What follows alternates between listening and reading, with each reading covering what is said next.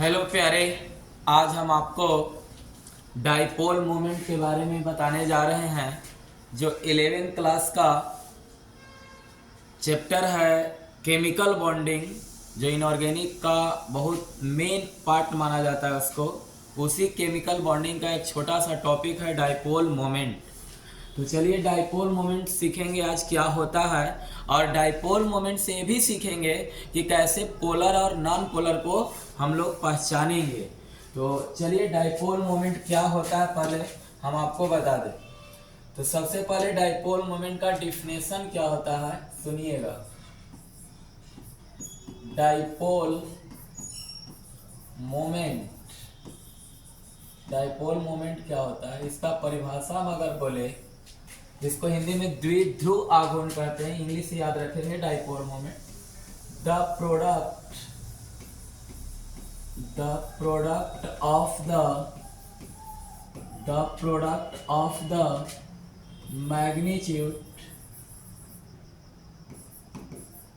magnitude of charge and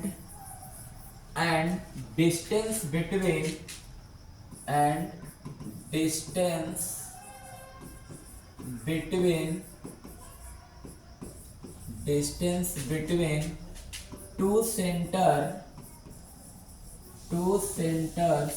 of charge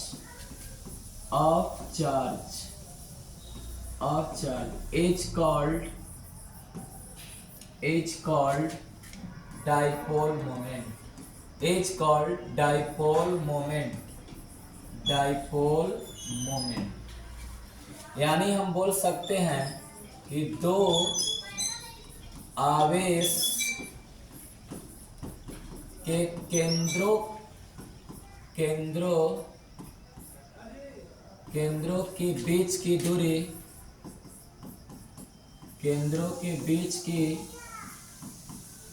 दूरी,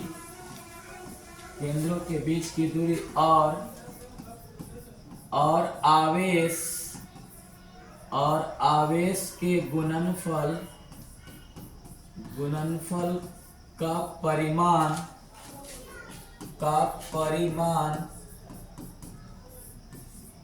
को dipole moment कहते हैं।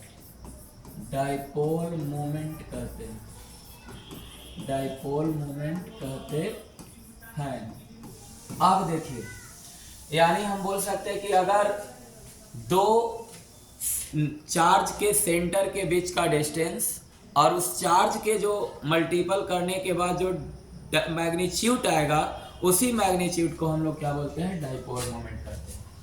इस डाइपोल मोमेंट को डिनोट किया जाता है, तो it is denoted by mu. इसको क्या पढ़िएगा, म्यू पढ़िएगा, यानी इसको म्यू से सूचित किया जाता है। इसको क्या पढ़ते हैं हिंदी में, म्यू पढ़ते हैं, म्यू, इसको म्यू पढ़ते हैं। इसको हम लोग कहेंगे कि इसे म्यू से सूचित किया जाता है, म्यू से सूचित किया जाता है, म्यू से सूचित किया जाता है,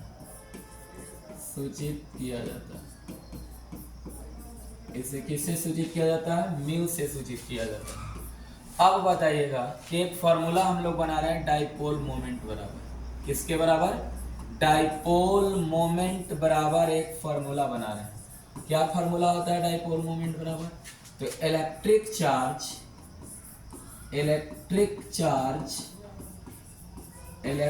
चार्ज इनटू लेंथ। अब लेंथ क्या होता है आपको बता देते हैं कि डाइपोल मोमेंट बराबर, तो हम लोग फॉर्मूला पढ़ लिए, क्या होता है डाइपोल मोमेंट बराबर formula, electric charge into length होता है। तो इलेक्ट्रिक चार्ज, इलेक्ट्रॉन के चार्ज यूज करना है यहाँ पर। इलेक्ट्रॉन का चार्ज कितना होता है आप एटॉमिक स्ट्रक्चर में पढ़े हैं, लेकिन लेंथ क्या है, तो लेंथ के बारे में अगर हम बोले कि लेंथ का मतलब यहाँ बॉन्ड लेंथ से है, तो बॉन्ड लेंथ का क्या डिफाइन अगर हम करें, तो डिस्टेंस बिटवीन डिस्टेंस बिटवीन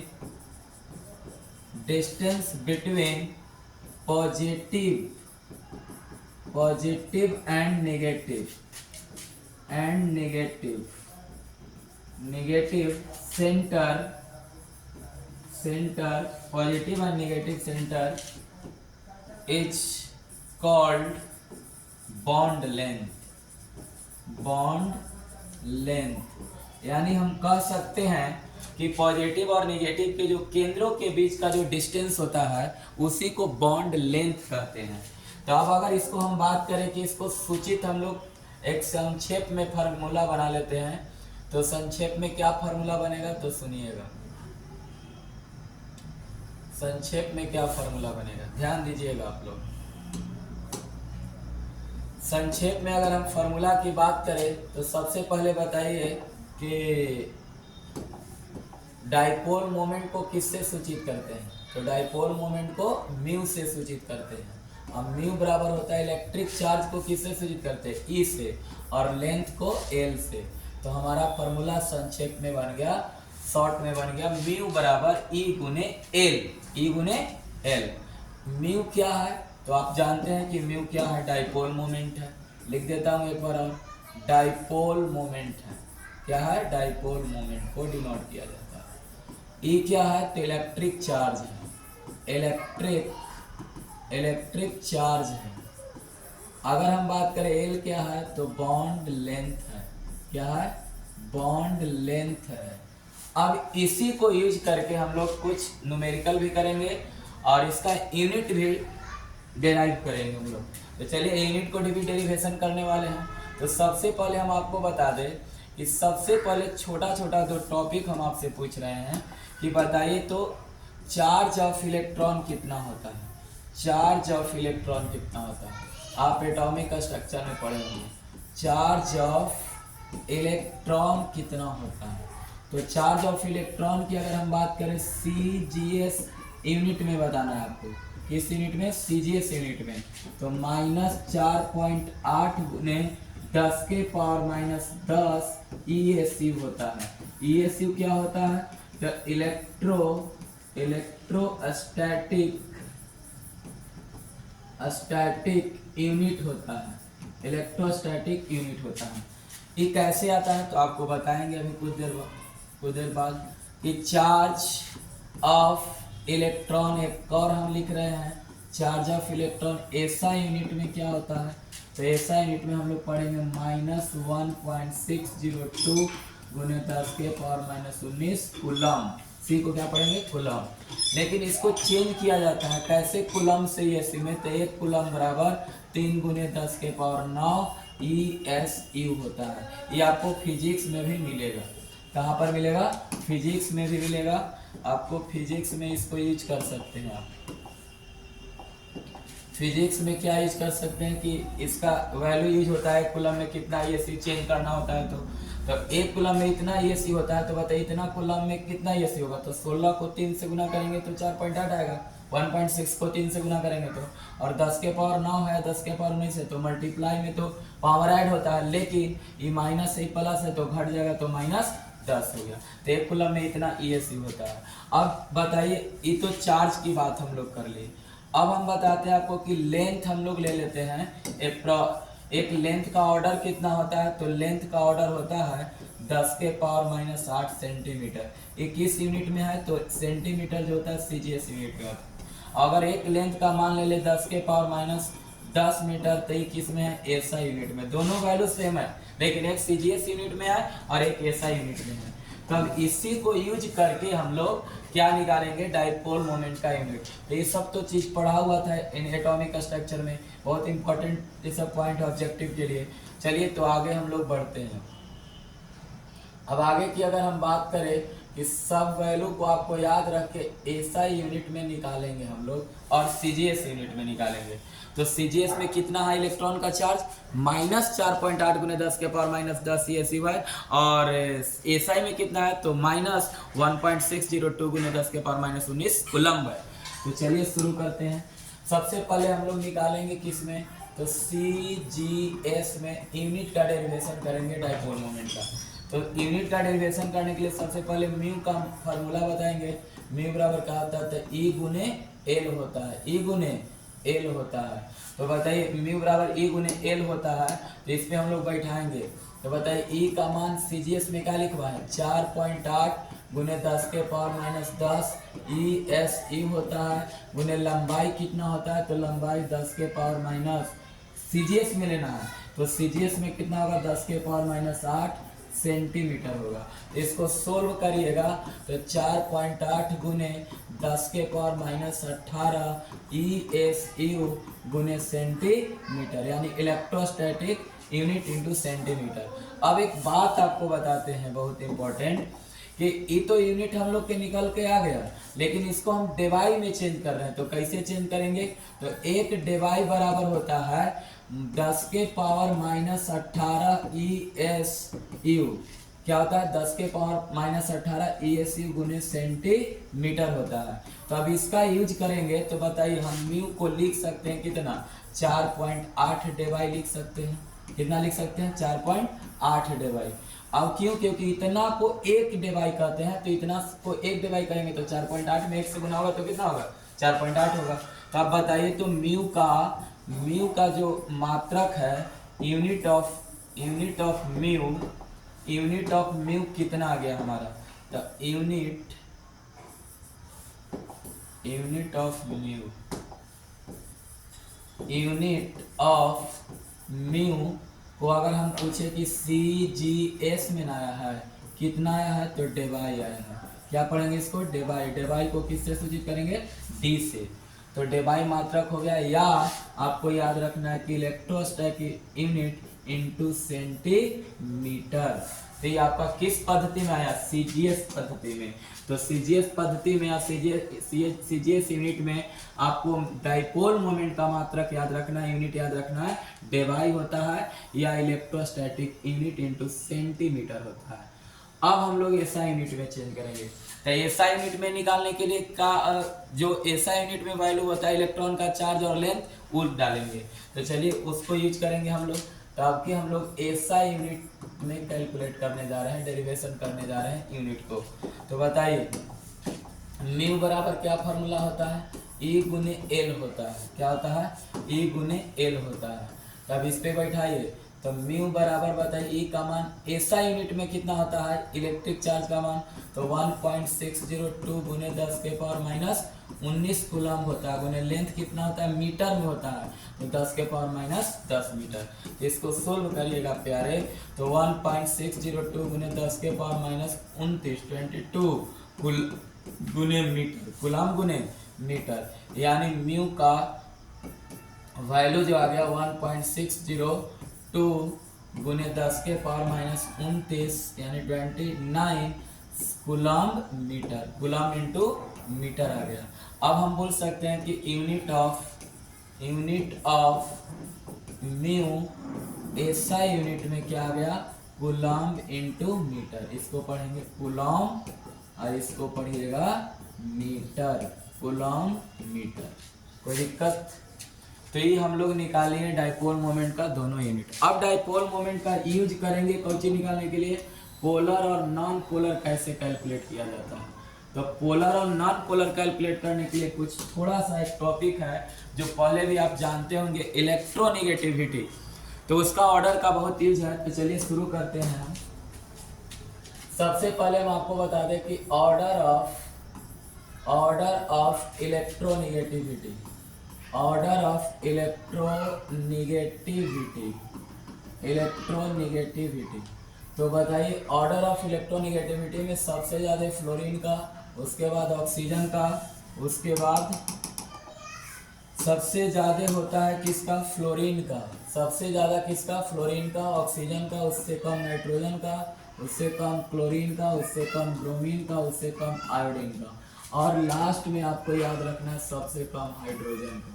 तो ये ऑर्डर एक छोटा सा है, इसको आप आसानी से याद रख सकते हैं। तो बताइए सबसे ज़्यादा इलेक्ट्रोनेगेटिविटी फ्लोरीन का होता है, और जिसका इलेक्ट्रोनेगेटिविटी ज़्यादा होता है इलेक्ट्रॉन को अपने तरफ अट्रैक्शन करता है, खींचता है।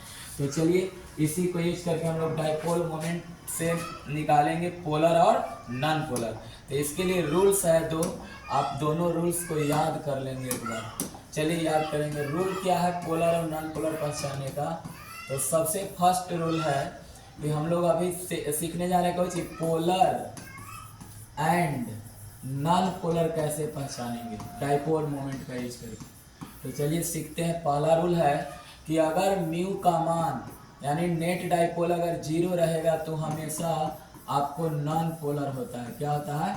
Non polar. दूसरा यूनिट है कि अगर म्यू का मान नॉट इक्वल 0 रहेगा तो हमेशा याद रखना है कि पोलर होता है। तो इस तरह से हम लोग चेक करेंगे। तभी अभी बात रह गया कि 0 और नॉट इक्वल 0 कैसे होगा, ये कैसे चेक करेंगे। तो चलिए सीखते हैं। बाकी यही दो नियम याद रखना है, इसी से पोलर और नॉन पोलर को चेक कर लेंगे हम लोग। एक बार याद कर लीजिए। चलिए एक क्वेश्चन कर लेते हैं यहीं पर। एक क्वेश्चन है पहला क्वेश्चन एक हम लेते हैं कि चलिए हमसे कोई पूछ दिया कि CCl4 क्या है। CCl4 बताइए पोलर की नॉन पोलर। और इस तरीका से जब हम पोलर और नॉन पोलर सीख लेंगे तो उसके बाद हम एक और ट्रिक्स बताएंगे जो बिना डाइपोल मोमेंट के भी आप चेक कर सकते हैं कि पोलर है कि नॉन पोलर। तो पहले इसे सीख लेते हैं, इसे कुछ क्वेश्चन कर लेते हैं। तो चलिए CCl4 क्या है? तो कार्बन के साथ क्लोरीन कितना बॉन्डिंग कर रहा है? 4 बॉन्डिंग कर रहा है। 4 क्लोरीन बॉन्डिंग कर रहा था। आप ही बताइए कार्बन से 4 क्लोरीन बॉन्डिंग कर रहा है तो किसका इलेक्ट्रोनिगेटिविटी ज्यादा है? किसका इलेक्ट्रोनिगेटिविटी ज्यादा है बताओ? तो क्लोरीन का ज्यादा है। देखो क्लोरीन का ज्यादा है कार्बन से। तो जिसका इलेक्ट्रोनिगेटिविटी होता है उधर डाइपोल लगेगा, यानी उधर इलेक्ट्रॉन का खिंचाव होगा। तो बताओ इलेक्ट्रॉन ऊपर खींचेगा इधर। अब एक लॉजिक आपको पहले बता देते हैं। लॉजिक क्या है सुन लीजिए कि अगर एक वस्तु है इधर से 10 न्यूटन का बल लगा रहा है और एक वस्तु उसी वस्तु में 10 न्यूटन का इधर से अपोजिट बल लगा रहा है, तो इस वस्तु पर नेट फोर्स क्या होगा? तो नेट फोर्स आप बोलिएगा कि 0 होगा, क्योंकि दोनों से बल क्या लग रहा है? इक्वल लग रहा है। तो बस यही लॉजिक इसमें लगा के चलना है। तो बोलिए जितना ऊपर डाइपोल लगेगा उतना ही नीचे डाइपोल, क्योंकि दोनों तो Cl है। जितना इधर डाइपोल लगेगा उतना ही इधर डाइपोल लगेगा। तो दोनों डाइपोल क्या होगा? यानी चारों तरफ का डाइपोल सेम हो जा रहा है, यानी सेम हो गया। तो म्यू का मान क्या हो गया आपका? 0। अब म्यू का मान 0 तो कौची बोलते हैं? नॉन पोलर बोलते हैं। कोई दिक्कत? और भी क्वेश्चन करेंगे, कोई भी डाउट अगर होगा तो क्लियर हो जाएगा। हमसे कोई पूछा CO2 क्या है? तो C के साथ कितनी ऑक्सीजन बॉन्डिंग करेगा? 2 ऑक्सीजन, दोनों डबल बॉन्ड से। तो बताइए ऑक्सीजन का इलेक्ट्रोनेगेटिविटी कार्बन से ज्यादा है, तो किधर की ओर खींचेगा इलेक्ट्रॉन? ऑक्सीजन की तरफ खींचेगा। इधर खींचेगा। तो बोलिए दोनों को तो डाइपोल सेम है, तो दोनों डाइपोल सेम, तो कुल डाइपोल हमारा नेट डाइपोल जो आएगा वो क्या आएगा? 0 आएगा। तो हम इसको बोलेंगे कोई चीज नॉन पोलर। तो इस तरह से हम लोग चेक करेंगे। एक और क्वेश्चन कर लेते हैं। जैसे NH3 की अगर बात करते हैं तो नाइट्रोजन के साथ क्या हाइड्रोजन है? 3 हाइड्रोजन है और इसके पास लोन पेयर है। तो बताइए इसके पास लोन पेयर है तो हाइड्रोजन से ज्यादा नाइट्रोजन, तो डाइपोल ऊपर की ओर लगेगा, इससे भी डाइपोल ऊपर की ओर लगेगा और इधर से भी डाइपोल ऊपर, पूरा डाइपोल ऊपर निकल जाएगा। यहाँ डाइपोल कैंसिल नहीं हो रहा है क्योंकि अपोजिट डायरेक्शन में नहीं है। तो अपोजिट डायरेक्शन में नहीं है तो यहाँ म्यू का मान नॉट इक्वल 0 और नॉट इक्वल 0 तो कौन चीज? पोलर। क्या हो जाएगा? पोलर। तो इस तरह से आप नॉन पोलर पोलर चेक करते हैं। चलिए अब बहुत सारा क्वेश्चन करते हैं। अब क्वेश्चन करते हैं कि मान लीजिए आपसे कोई पूछा, क्वेश्चन दिया कि CH3Cl को बताइए पोलर की नॉन पोलर। दूसरा क्वेश्चन दिया CHCl3 पोलर की नॉन पोलर। तीसरा क्वेश्चन दिया आपसे कि SiCl4 बताइए पोलर की नॉन पोलर। उसके बाद अगर आपसे पूछा कि बताइए PH3 पोलर की नॉन पोलर। उसके बाद मान लिया आपसे पूछा H2O की पोलर की नॉन पोलर। उसके बाद अगर आपसे पूछा कोई कि SF6 पोलर की नॉन पोलर।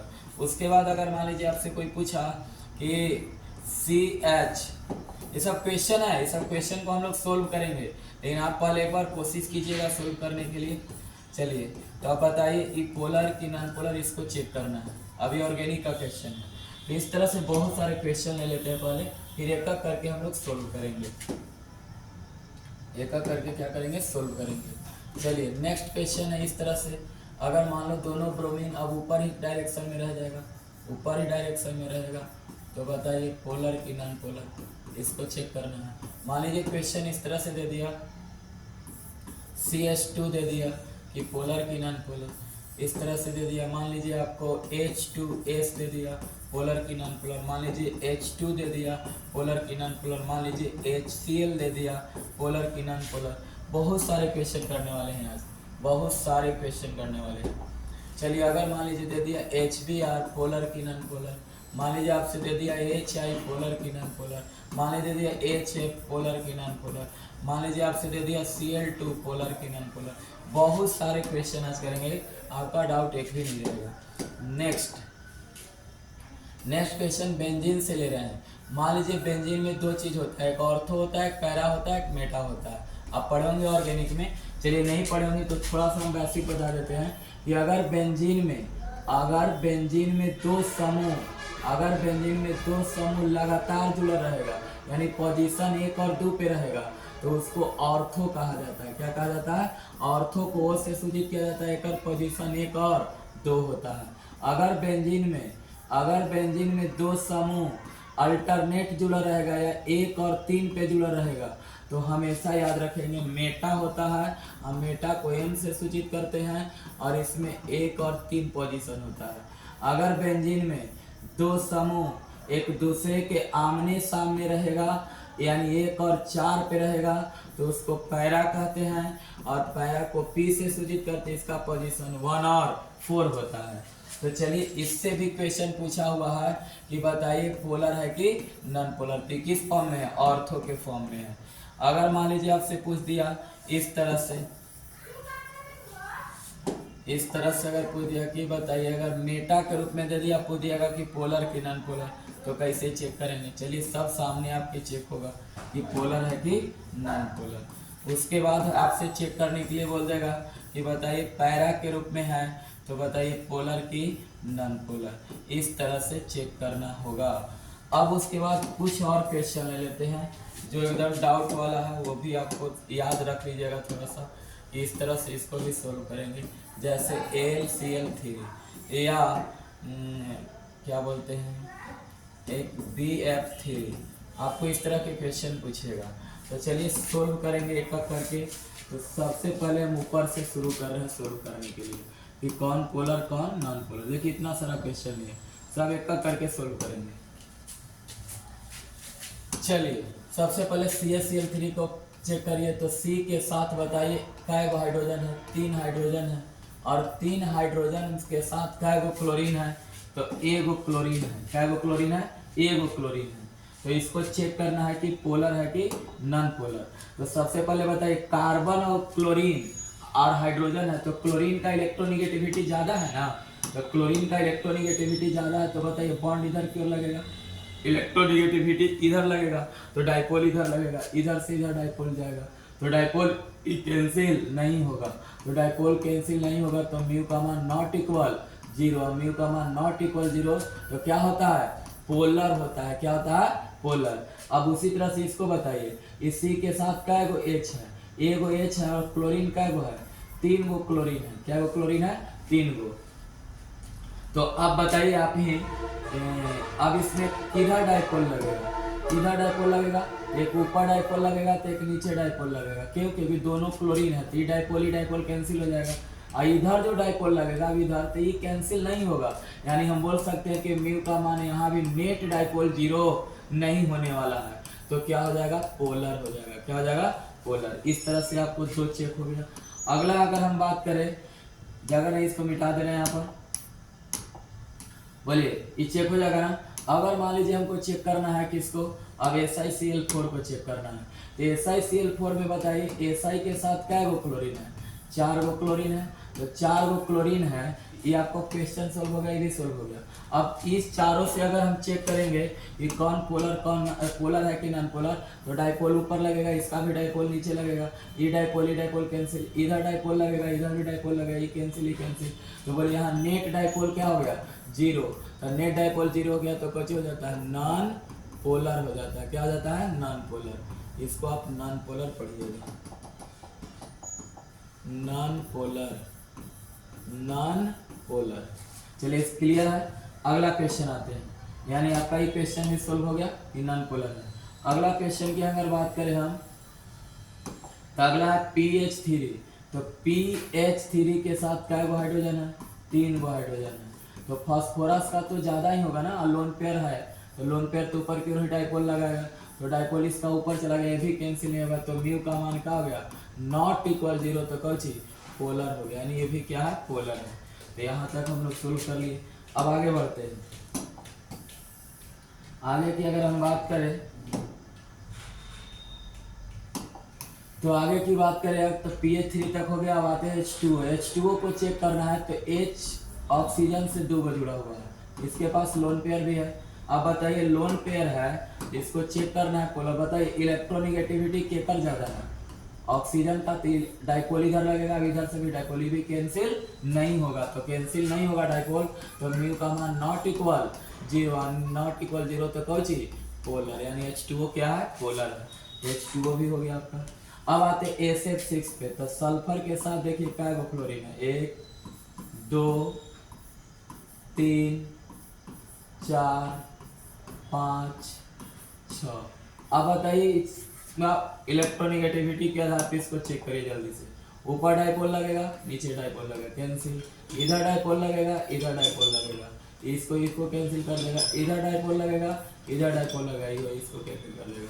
अब बताइए टोटल डाइपोल यहाँ कैंसिल हो जा रहा है, तो जब टोटल डाइपोल कैंसिल होगा तो म्यू का मान नेट डाइपोल का हो जाएगा 0, और नेट डाइपोल 0 तो नॉन पोलर हो जाएगा। क्या हो जाएगा, नॉन पोलर। यहाँ तक कोई दिक्कत?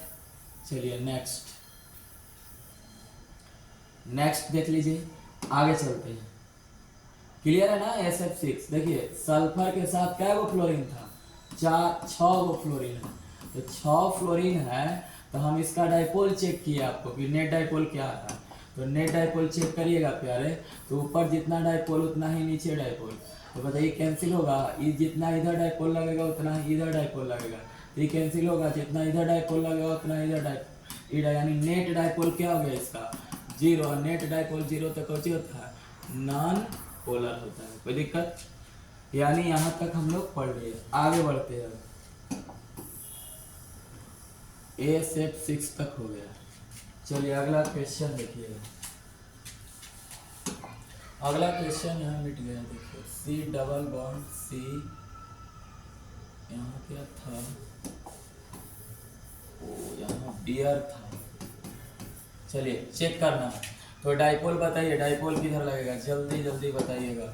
डाइपोल इधर लगेगा, जितना डाइपोल उधर लगेगा उतना ही डाइपोल कैंसिल हो गया, यानी डाइपोल यहाँ कैंसिल, तो म्यू का मान 0, और म्यू का मान 0 तो कौन चीज नॉन पोलर हो गया, यानी नॉन पोलर। लेकिन वही कंपाउंड लिया है, लेकिन कंडीशन थोड़ा अलग दिया है, तो डाइपोल इधर लगेगा, डाइपोल इधर लगेगा, तो ये डाइपोल कभी कैंसिल नहीं होगा, तो म्यू का मान नॉट इक्वल 0, तो नॉट इक्वल 0 तो कौन हो गया पोलर। देखिए एक पोलर बना, एक नॉन पोलर बना। अब कार्बन डाइसल्फाइड है, तो इसके साथ 2 सल्फर है, क्या है 2 सल्फर, सल्फर का इलेक्ट्रोनिगेटिविटी ज्यादा था कार्बन से, तो इधर डाइपोल लगेगा, इधर डाइपोल, डाइपोल कैंसिल, तो म्यू का मान क्या हो गया 0, और म्यू का मान 0 तो कोई चीज नॉन पोलर हो गया। H2S में देखिए सल्फर के साथ 2 हाइड्रोजन है, सल्फर के साथ 2 हाइड्रोजन है, इसके पास क्या है लोन पेयर है, लोन पेयर बचेगा ना। अब बताइए इधर से भी डाइपोल इधर लगेगा, और इधर से भी डाइपोल, तो कैंसिल नहीं होगा, तो म्यू का मान नॉट इक्वल 0 तो कोई चीज पोलर हो गया। क्या हो गया पोलर। H2 बताइए, H2 तो HH के बीच बताइए, इस पे इलेक्ट्रॉन, जो इसमें इलेक्ट्रॉन है, तो डाइपोल जितना इधर लगेगा उतना ही डाइपोल, तो डाइपोल कैंसिल हो जाएगा, तो म्यू का मान क्या हो गया 0, और म्यू का मान 0 तो कौन चीज नॉन पोलर हो जाएगा।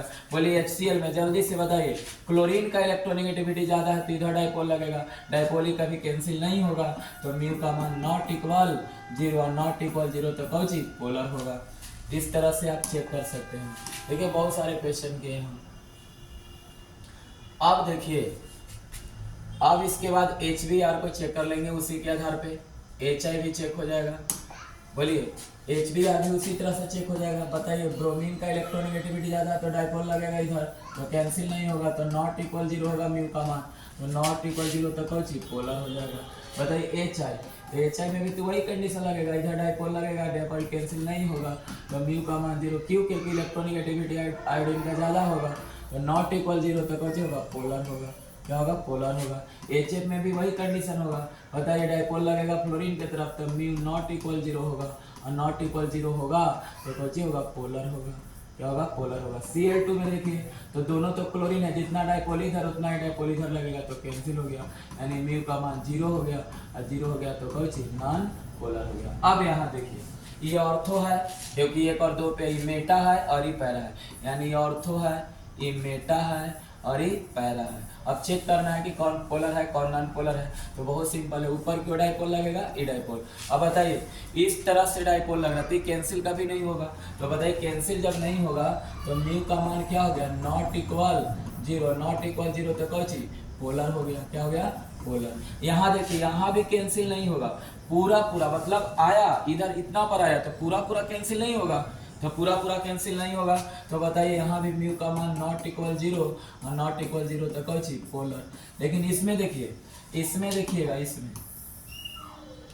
इसमें देखिएगा, इसमें आप देखिएगा कि पोलर थी पैरा में क्या है कि एक ऊपर है एक नीचे, एकदम आमने सामने है, तो आमने सामने जितना ऊपर डाइपोल उतना ही नीचे डाइपोल लग जाएगा, तो जितना ऊपर डाइपोल लग गया उतना ही नीचे डाइपोल लग गया, तो ये तो कैंसिल हो गया, यानी म्यू का मान यहाँ क्या हो गया 0, और म्यू का मान 0 तो कुछ होता है नॉन पोलर, यानी ऑर्थो और मेटा पोलर है लेकिन पैरा नॉन पोलर है।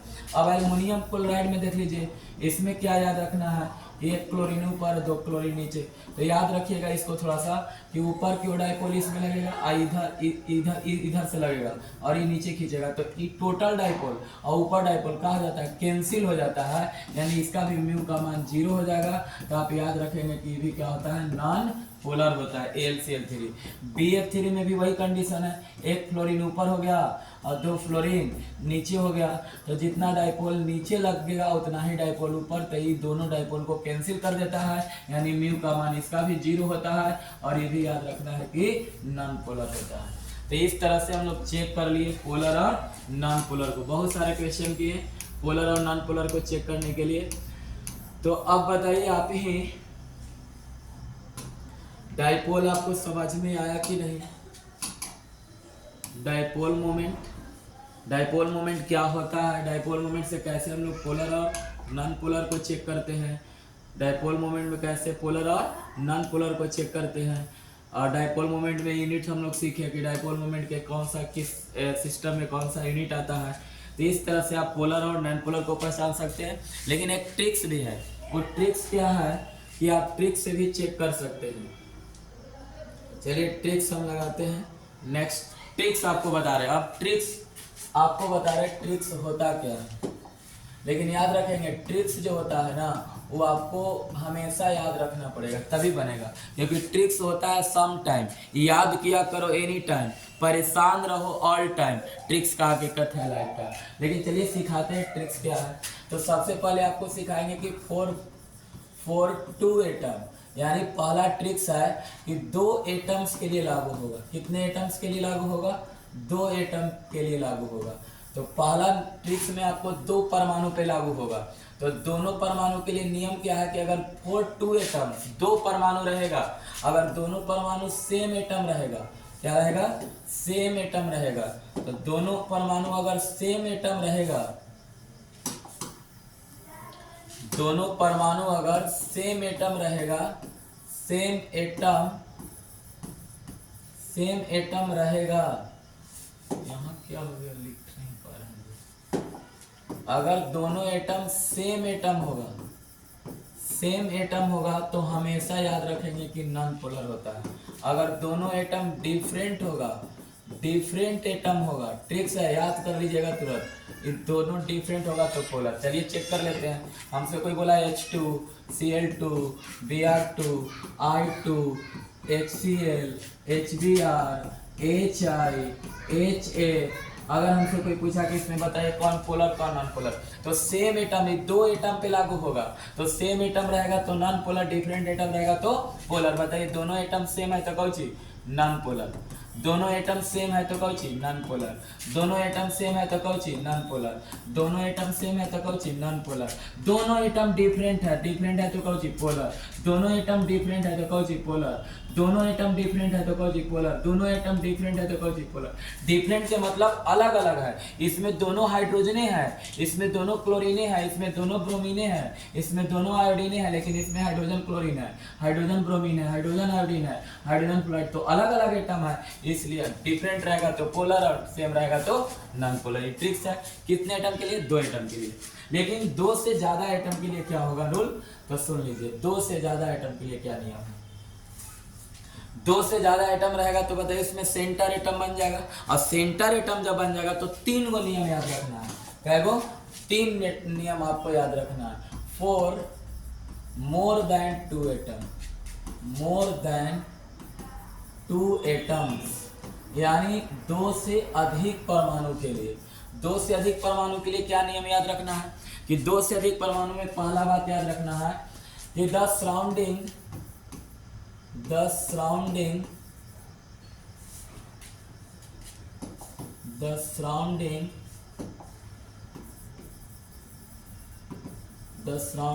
atom of central are equal and lone pair is 0। समझा देते हैं हिंदी में क्या है। कह रहा है कि 3 एटम, 2 से ज्यादा रहेगा तो 3 भी हो सकता है, 4 भी हो सकता है, 5, लेकिन जब 2 से ज्यादा होगा तो उसमें सेंटर एटम बनेगा, और सेंटर एटम के चारों तरफ सराउंडिंग एटम, चारों तरफ का एटम अगर सेम होगा, इक्वल होगा, और उस सेंट्रल एटम के पास लोन पेयर अगर 0 होगा तो हमेशा याद रखिएगा कि वो क्या होता है, वो क्या होता है, हमेशा याद रखिएगा कि वो क्या होता है, तो नॉन पोलर होता है। क्या होता है? Non polar. फिर से, सेंट्रल एटम के चारों तरफ का एटम सेम होना चाहिए, और लोन पेयर अगर उसके पास 0 होगा तो हमेशा नॉन पोलर होगा। दूसरा कि द सराउंडिंग, आप वही नियम को रिपीट कर दे रहा हूं, surrounding atom of central are equal and lone pair is not 0, यानी लोन पेयर 0 नहीं रहेगा तो हो जाएगा कौन चीज? पोलर। सेम नियम है, कह रहा है कि सेंट्रल एटम के चारों तरफ का एटम सेम रहेगा, लेकिन लोन पेयर 0 नहीं रहेगा तो वो क्या हो जाएगा? पोलर हो जाएगा। और तीसरा लास्ट याद रखेंगे, the surrounding atom of central are different. क्या? डिफरेंट। तो हमेशा याद रखेंगे पोलर होता है। क्या होता है? पोलर। तीनों ध्यान से एक बार सुन लीजिए। सेंट्रल एटम के चारों तरफ का एटम अगर सेम होगा और उसका लोन पेयर अगर 0 होगा सेंट्रल एटम का तो हो जाएगा नॉन पोलर। अगर सेंट्रल एटम के चारों तरफ का एटम अगर सेम है और लोन पेयर अगर 0 नहीं है तो पोलर हो जाएगा। और सेंट्रल एटम के चारों तरफ का एटम अगर डिफरेंट है, उसमें लोन पेयर चेक नहीं करना, डिफरेंट खाली देखना है, तो हो जाएगा पोलर। यानी 2 कंडीशन में पोलर और 1 कंडीशन में नॉन पोलर। तो आपको क्वेश्चन कराना है, फिर से एक बार हिंदी में बोल दे कि सेंट्रल एटम के चारों तरफ का एटम अगर समान होगा और लोन पेयर 0 होगा अगर सेंट्रल एटम का तो नॉन पोलर। अगर सेंट्रल एटम का चारों तरफ का एटम समान होगा लेकिन लोन पेयर 0 नहीं होगा तो उसको हम पोलर कहेंगे। अगर सेंट्रल एटम के चारों तरफ का एटम डिफरेंट आ जाएगा तो पोलर हो जाएगा। चलिए क्वेश्चन करके हम आपको दिखा रहे हैं। क्वेश्चन देखिए कितना सिंपल है, बस तीनों नियम सामने हैं, आप इसको याद रखेंगे और याद करना है, ये ट्रिक्स है ना, याद रखना है। देखिए एग्जांपल कितना आसान है। सबसे पहले हम आपको से पूछे CCl4, उसमें भी हम लोग चेक किए थे डाइपोल से। यहाँ